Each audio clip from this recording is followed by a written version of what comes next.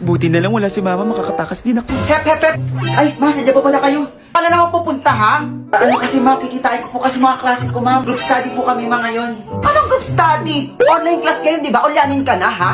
Oo nga po pala, no? Online classes nga pala ngayon. Nakalimutan ko, ma. Ibang bata ka, kahit kailang ka talaga, eh. Ma, malengke ako, ha?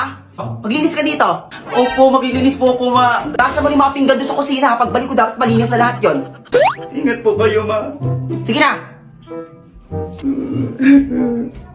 A few moments later. Utos na utos si mama, may laro pa nga kami. Alam ko na. Luna!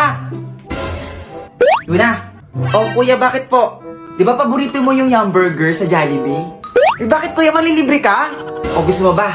Uy, ang sweet naman. O sige, aalis mo lang si kuya ha, pero ikaw muna maglinis dito sa bahay ha. Ay sige kuya, maglilinis lang pala, kaya-kaya pa na yan. Baka mo yan. Sige po. Tsaka ugasan na yung mga plato doon sa kusina ha. Sige kuya, ingat po. A few moments later. O kuya, nandiyan ka na pala eh. Luna, tapos ko na linisan lahat. Asan na yung burger ko? Nakalimutan ko kasi ubos na pala yung pera ko eh. Lagot ka talaga kay mama pag pinakita kayo. Huwag ka may ngiti mama, makapaluin na naman ako nun eh. Anong ginagawa niyo? Dalawa? Ay, ma, nandiyan na po pala kayo. Ma! Hane, buti naman himala, naglinis ka dito, Bruno. Kung manilinis ko na po yung buong bahay, ma. Huwag ka maniwala kay kuya, ma, kung naglinis lahat.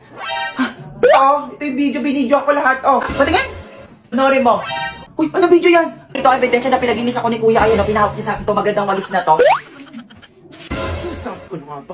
Sorry ma. Ma, kung di niya pinaggugas ni kuya ng mga plato o wala siyang ginawa, sabi niya kasi bibilan niya ako ng hamburger. Kailan ka talagang bata ka?